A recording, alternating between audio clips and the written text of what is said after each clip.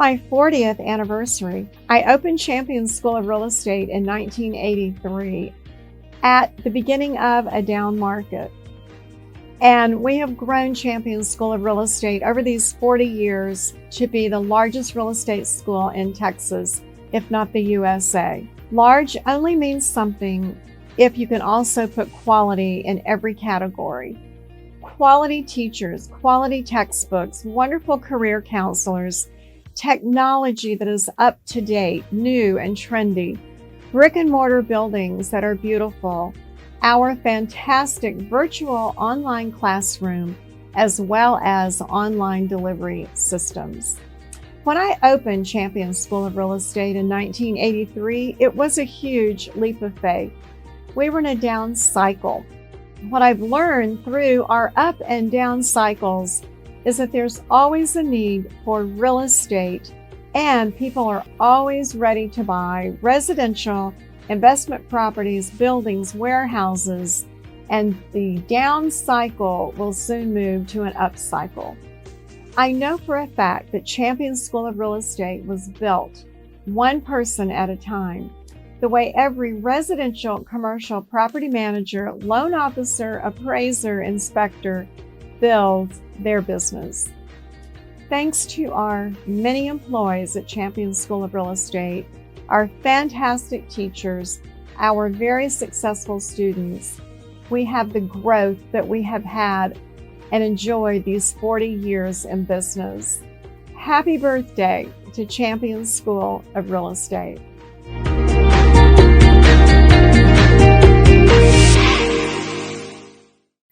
Good morning, Champion School of Real Estate students and all of our friends of Champion School of Real Estate. I'm Rita Santa Maria. I'm the owner, founder of Champion School of Real Estate. 40 years in business this year. I just can't believe we're having a birthday and a 4-0 birthday. And I thank everyone for your business over these 40 years to make Champion School of Real Estate the largest real estate school in Texas, if not the USA. And this morning, I have a wonderful, beautiful friend who is so super successful in real estate in the Cypress, Texas area. And she is a wonderful Champion graduate, Rhonda Williford, and she's with Remax Compass. She also has Home Solutions Group, and she'll tell you about that as well. Good morning. How are you? Hi, Rita. How are you? I'm excited to be here. I'm so glad you're here. I've been wanting to get you on my show for an interview for a long time. Well, here and we you see. are such a busy lady. When she walked in today, she said, "Oh, I have to talk to Elizabeth first." And Elizabeth was your counselor when you came in. And tell our students a little bit, what were you doing like 20 years ago when you walked in the door and wanted to talk to Elizabeth about getting your real estate license? What was your motivating factor? Well, this is not a good start, but as I was going through a divorce and I didn't want to move and I needed to be at home with my children more. I had a full service salon, and when you're in the salon business, you're gone all the time. And so I had 3 little kids and needed to be home with them. And so I've always loved this. I've always been into the interior design. My mother was an interior designer. And I just thought real estate, I think I'd be really good at that. And turns out you were. And by the grace of the good Lord, I have made this a success. This is not something I do take very lightly. In fact, I brought this in because I am just so personally proud of it. This was the Houston Real Producers magazine fairly recently. And Rhonda inside the cover with these beautiful pictures and so much wonderful information about your business. And when you think it was truly a fairly short time ago that you came in, said, I'm going to change careers and have the faith to do it. Did you have any fear when you made that decision to change careers? I did have fear, but I also had you and the school, which was immensely, I could be a professional student. I will tell you that. I love professional students. I know. I'll be sitting back in there. I need to take some continuing education. I was afraid, but I was excited more than afraid. I thought, I'd bought and sold a few houses and I just love people. And so this gave me an avenue to meet more people, do what I loved, and take I started over at 40 years old.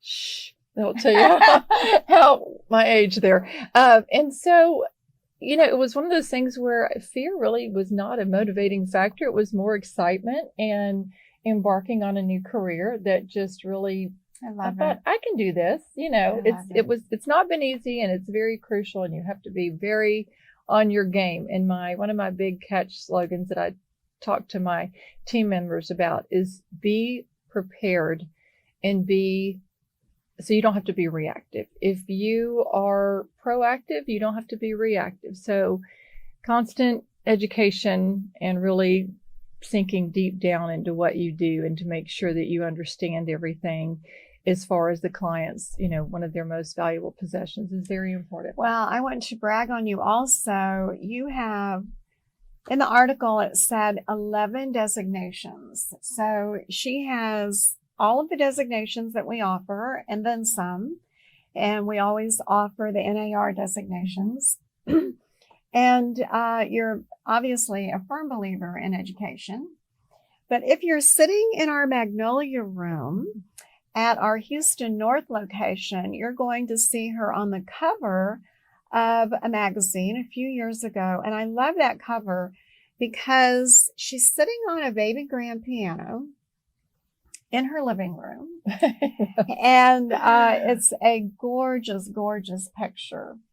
And all around the state, we have those collages of our students that are on the covers of magazines, because we know it's inspiring to other new people sitting in the classroom. It's like, if she can do that, I can do that. If he can do that, I can do that. Now, I remember going into the classes and looking at all of those pictures on the wall and thinking, oh my gosh, it would be so wonderful to be able to be here. And I think I was in the business about 5 or 6 years, because that premiere was it was a Premier Agent magazine, and that was done in October of 2011, and then comes 22, Houston's Real Producers, and then Small Business Today Houston. So she's been on about 3 magazines, and it is so much fun to hear her story because it is so very inspirational. And with that being said, I'm going to move into right away. How did you, Rhonda, get started in your real estate business? What were the 2, maybe first few activities you did? I had went to work with a brokerage, and I just hit the ground running. I would answer phones. I was that agent that was constantly out there.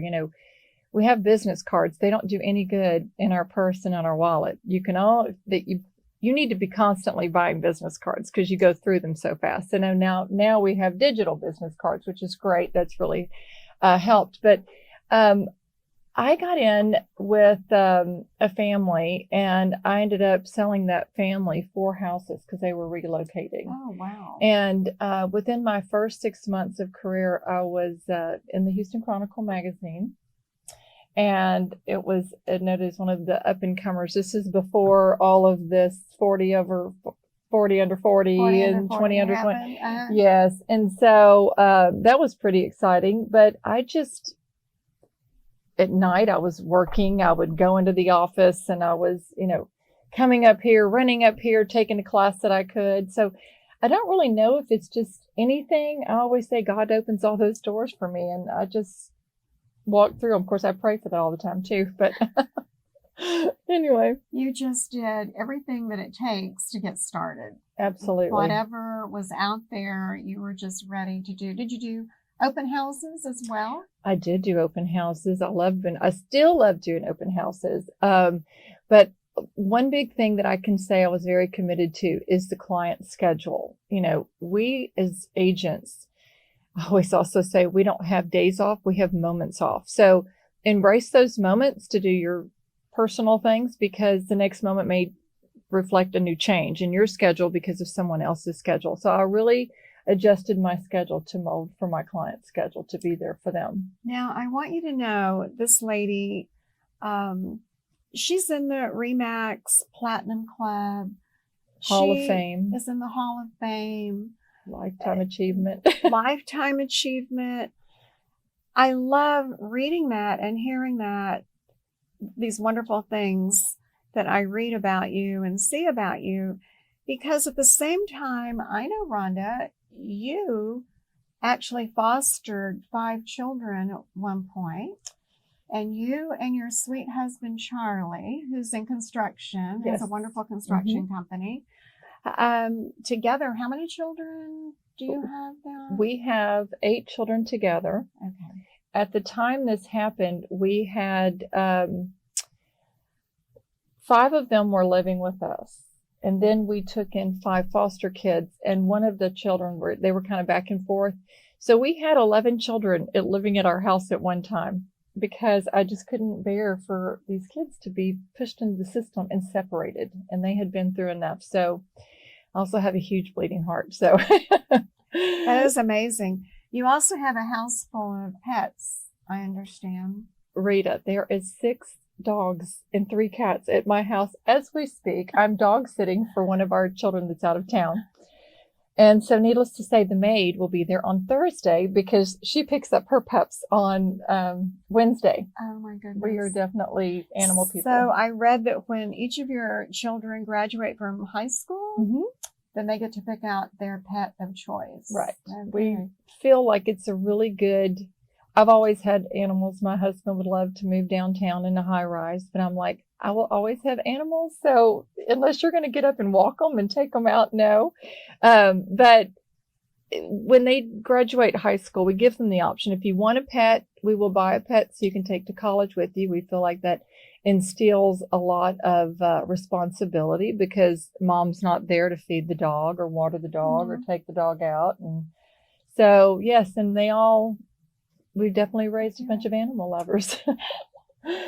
So let's think back to your starting out in business and having obviously your children to raise, and knowing that you need to find your niche, you need to do something extra to make things maybe a little easier for your homeowners.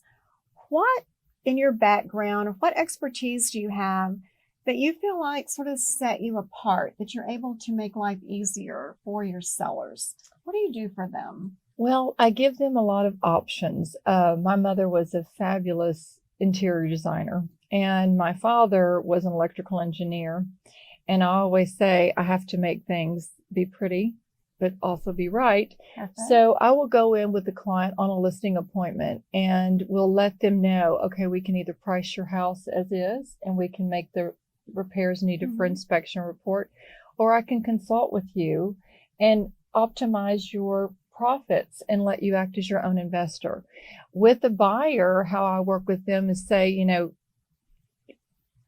just look at the bones of this, because all the cosmetic finishes can be fixed and rechanged. And, people buy brand new houses from builder and they go in and change it. Yes. So I feel like I give that is one of the great attributes that I bring to my clients. I do my own staging for my sellers, which helps saves quite a bit, because even the stages tell our are great. New people, what is staging all about? Well, we have to take down a lot of the personal things, but to make it look neutral so that someone else can see themselves there and not your family there.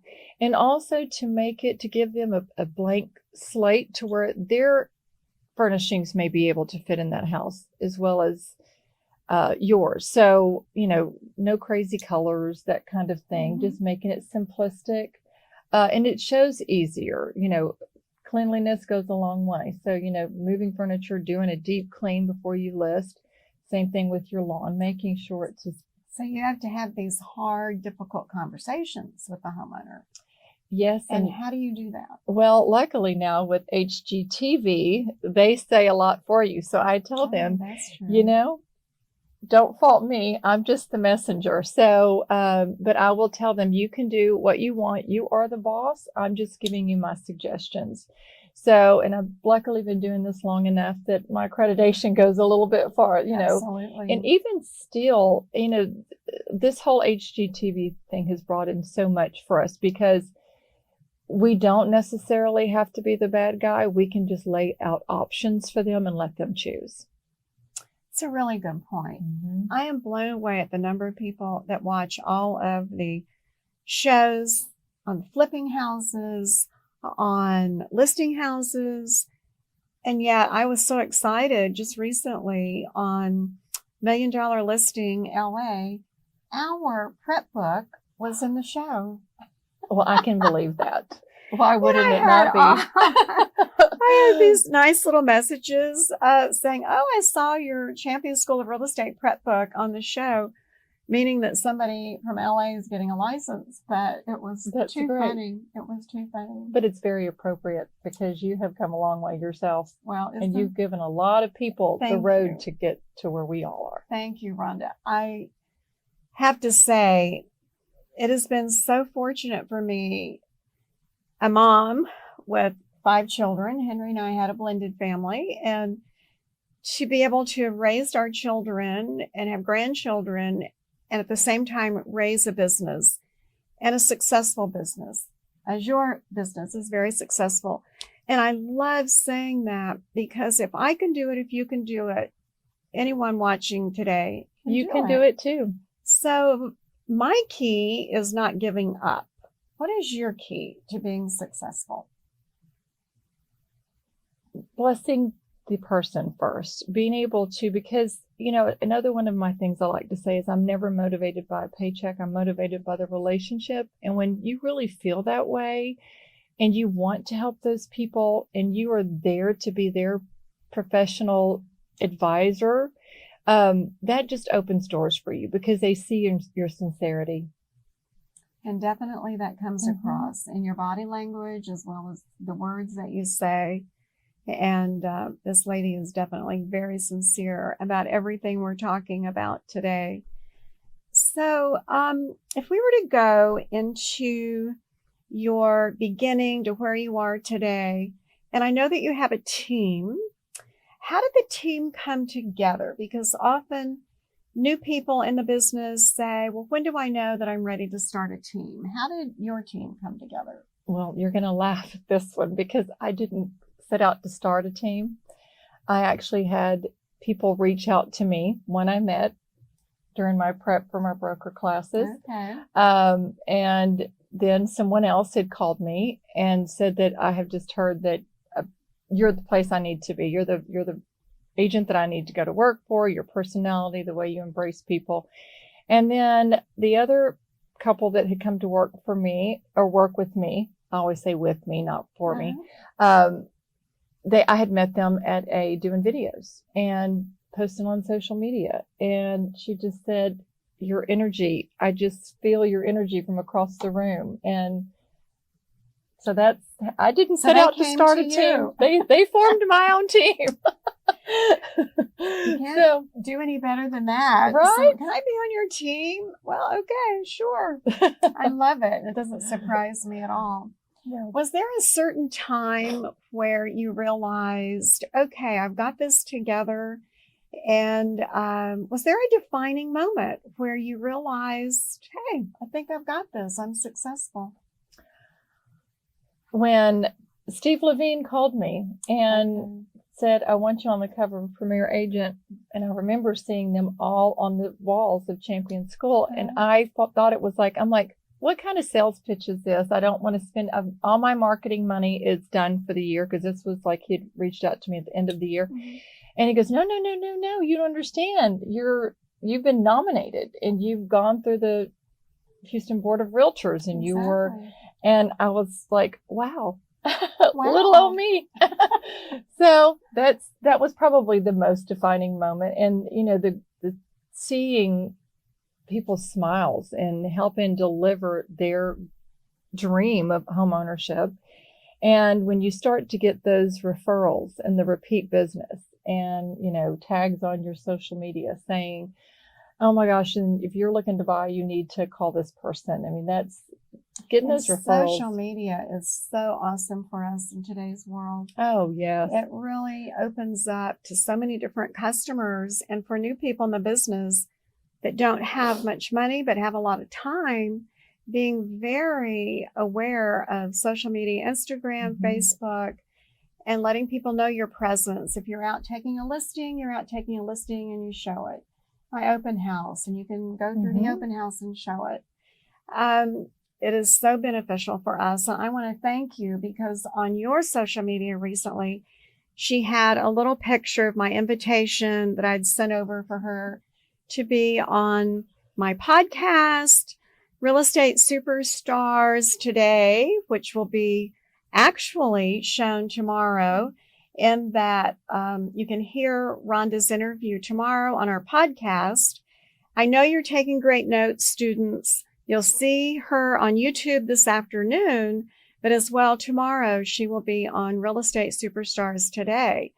There are many, many jewels and nuggets that you'll take away from our interview. I want to go into, I'm absolutely certain and convinced how well you work with your sellers and buyers, because I hear everybody loves Rhonda. They know your name. And how do you work? How can you tell our students the best way to work with other agents? Let's say you're a listing agent and you're working a transaction with a buyer's agent. How do you make that work with other agents? Well, what I do personally is I will make the phone call myself, though one of my team associates does a lot of the emails and making sure all the documents are out on time. But I will make the call myself and say, listen, we're both on the same side of the fence trying to get to the same goal. Let's make a new friend along the way. Let's make this as pleasant as we can for our buyers and sellers and be open to communication, because even if we have a problem is only fixed if you bring it to the surface and you address it. So there's going to be lots of problems, termites, what have you, probate, but work through those together and set the precedence by calling the other agent, introducing yourself, and tell them you're looking forward to a wonderful transaction. And just try to work together.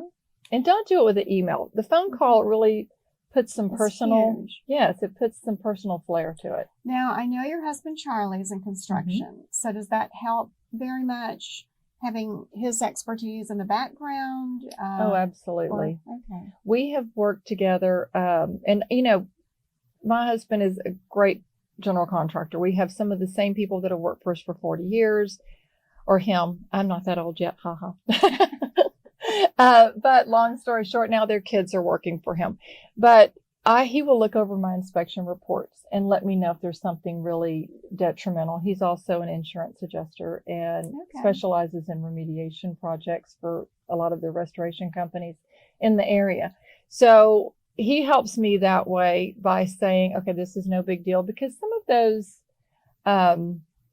reports really scare the bejesus out of people. And but it's something that we see every day that's no big deal, but we have to learn how to calm them down. So I would say, get your first, get a contractor that you feel comfortable with, or tell the homeowner to please reach out to whomever that is a professional as far as construction goes, so they can give a sense of urgency. There you go. And matter of fact, Charlie works with a lot of realtors. He does. Awesome. Good. I was going to say, if you don't have a construction general contractor in your back pocket, you actually told everyone what I was going to say. Find someone that is in that area that has expertise, and maybe it's actually just asking your professional inspector to do a really thorough job of describing what this problem is, what might the outcome be, what might the fix be on that. And we put together a nice list when you're an agent, and agents know that are watching today, have that great list so that you have something to offer all of your clients with the plumbers, the electricians, the inspectors, the appraisers. Yes. So we've changed our market a little bit from the last couple of years with COVID. A little bit? Well, I'm being very kind. Our market has changed tremendously. Yes, it has. Since COVID. How have you personally dealt with this change in the marketplace? Well, we have, for many, many, many years, we've done a pendulum swing from buyer to seller to buyer. And it now seems like we're in such a balanced market. So it's become great because I feel like people are becoming more professional, and people are they realize the importance of an appraiser going out and not only just doing a very quick appraisal, but really digging deep into those to make sure that everybody's treated fairly. Same thing with the inspector. I always tell my buyers that, and my sellers, this is not a personal attack, but these people are professionals of their field and they need to give you all the information. So just, it's just very crucial that we understand and that we have the resources that we can reach out to. And I think that was where we were going with that. We were. In fact, what you just said is so perfect. On the front end, to tell your buyers, the professional inspector is there to do their job.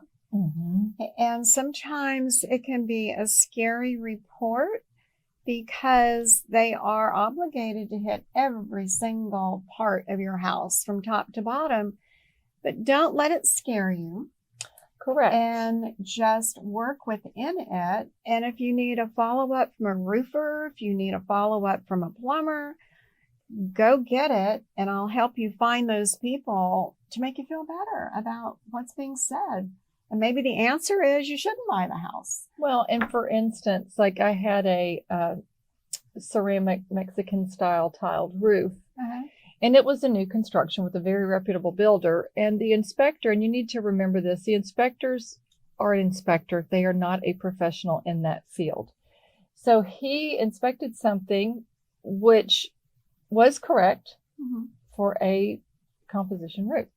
So you have to reach farther out and say, okay, well then this is what this is, but let's reach out to the builder. Let's see what their superintendent says. Let's reach out to a roofer that specializes in tiled roofs. And that's their job. And that is exactly. So sometimes you have to go a little farther than just saying, okay, my buyer requests this and the seller says no. And going back and forth, you may have to seek the professional in that actual field.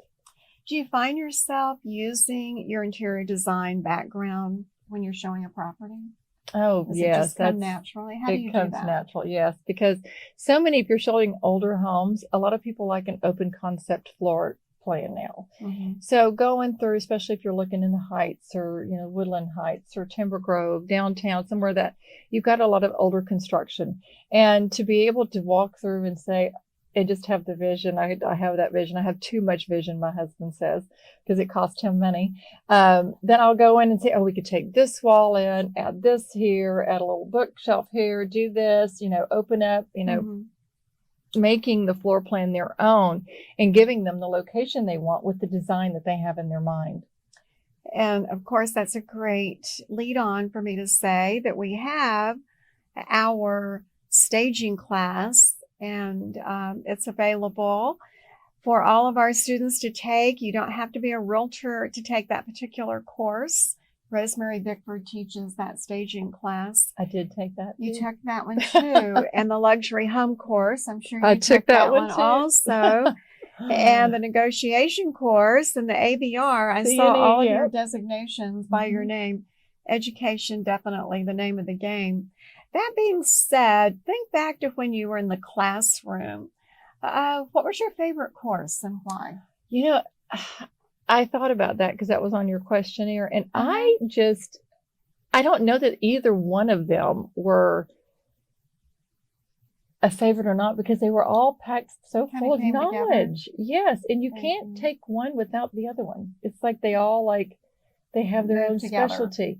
But and all the instructors were so great. I had such a personal relationship with them because I'm that student that raises her hand all the time because I have to be in the know. And if I'm not in the complete know, I'm going to make sure I understand it before I leave. And teachers love that. Yeah. So, and I would sit up in the very front and I would be like, have my just totally attentive. But I don't know that I had a favorite. Okay. And I love it that you were a professional student, or said you could be a professional student. And I still am, because I'm coming back. Yes, you are coming back and getting some more hours. We get to have you the rest of your professional life at Champion School of Real Estate. Absolutely. Is there a particular coach that you like? Did you ever use a coach? Do you recommend coaching when you're a new person? How did that work in your career? I never had a coach. I sat through a Brian Buffini seminar and I read a lot of books. There's so many books out there of what to do, but I never joined a coaching program. I'm just a book person. Yeah. So we get that a lot. I had help from a mentor or my company's training class. And then there are others that say, I was required with this company to get a coach if I came on board. But definitely it's a 50-50 type thing. Well, and a lot of the brokerages that you go with have their own platforms and education within their websites. All the different brokerage houses do. So when instead of watching television, watch a podcast or get on your, website with the brokerage you decide to go with and dive into their education. Because I guarantee you there's a section in their website for that. Let me ask a question. You hit on it lightly a few minutes ago about sellers, buyers wanting an open concept right now. Is there an overriding trend that you see in our industry as far as what buyers are looking for? And is it causing any kind of remodel of homes? Any trend in new colors that students might want to know about? There are new colors, and people are going a lot with the whites and the grays and the dark grays. And I'm actually going to be doing a little seminar on that on my social media. That's going to be my next week thing where I talk about different colors and trends. Watch that? Would they be able to see that? Yes, I've got my Instagram and my Facebook. It's Rhonda Williford Home Solutions. You can Google me on a lot of those things, and just Rhonda Williford is going to be on my personal page. And then I also double what I put on my personal with my business if it's business related. But a lot of my influence comes from my personal page. So I just make sure that all of those, all of that audience gets at least a little taste of what I do. What you do. Your expertise. Yeah. And so many times people do, when they go in and they paint to sell or purchase, I get so many calls saying, oh my gosh, my paint turned out blue or purple, or, so it's important that if you give that advice that you can really stand behind it. So you can also reach out to me directly and text me if you'd like to get some of the new trending colors. We always put the exact company and the exact name when we use any colors in our books on what's new and trending, especially with the lighter colors. Because invariably, if you're going to give out a color, name or number, make sure you've tried it yourself, because it can be totally or have your contractor, which is what my husband does. He gives samples. He puts samples up, and that's so helpful. And I always make sure he does it on the same door, so you can see if your door is a different color than your trim, or you decide to go a different design scheme there, that you can butt those colors up next to each other. So how does Rhonda Williford prepare for a listing appointment?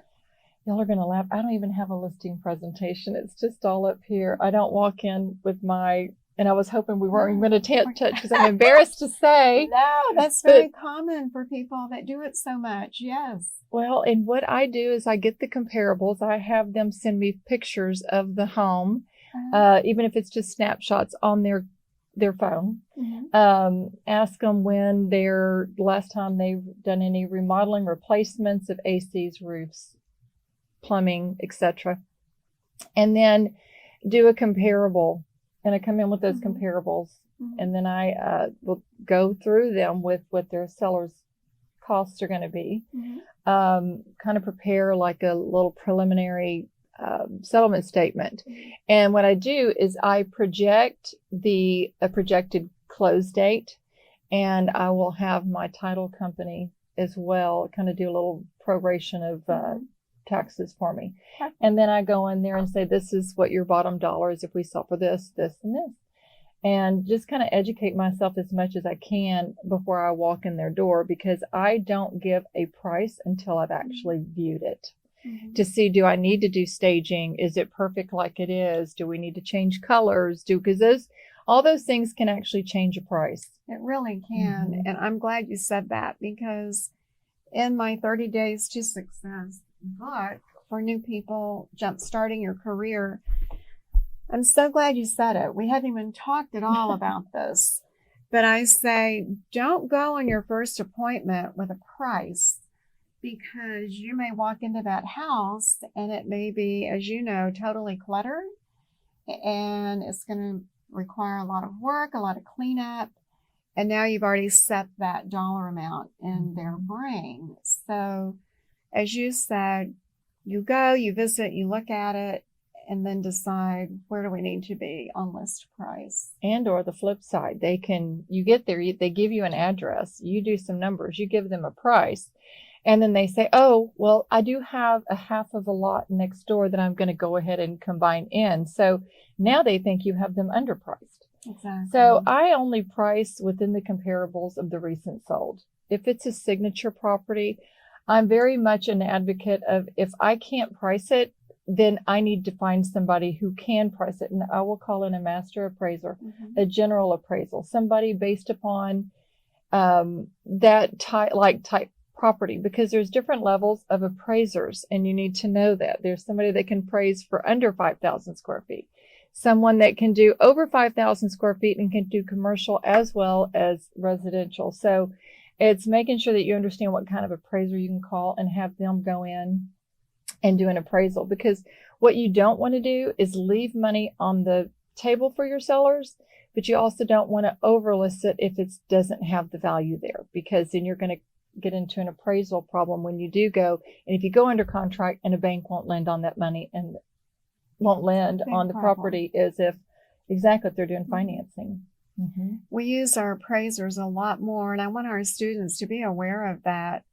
It is so worth the money spent to have an appraiser help you out, because yes, you use your comps, you have a wonderful, good idea of what it should list for. But if you have that seller that is looking at you with so many questions and not really believing what Rhonda has to say, an appraiser going in where this is their full-time job, and you mentioned general appraiser, which I appreciate. They are so good because they can do commercial if it's like in that transitional neighborhood between commercial and residential. Very smart that you do that. And we also just got approved by TREC in Texas to be able to allow our official appraisal courses for appraisers to be. We can actually use those for continuing ed for SAE. Well, I have sat in through many of your appraisal classes just so that I could have the knowledge, because an appraiser does not even price a house as we do as a realtor. And a lot of people don't know that. Exactly. So. Exactly. You are educated. I love it. Only because of you. She has so much education under her belt. It's all her fault. I love it. So sweet. Makes me so happy when I see people that have come through the school, and I know you were so worried when you sat with Elizabeth, and then 20 years later here, you're just so fulfilled with your career. It's awesome. So what do you do, Rhonda, in your spare time? What do you like to do for fun? I love to cook.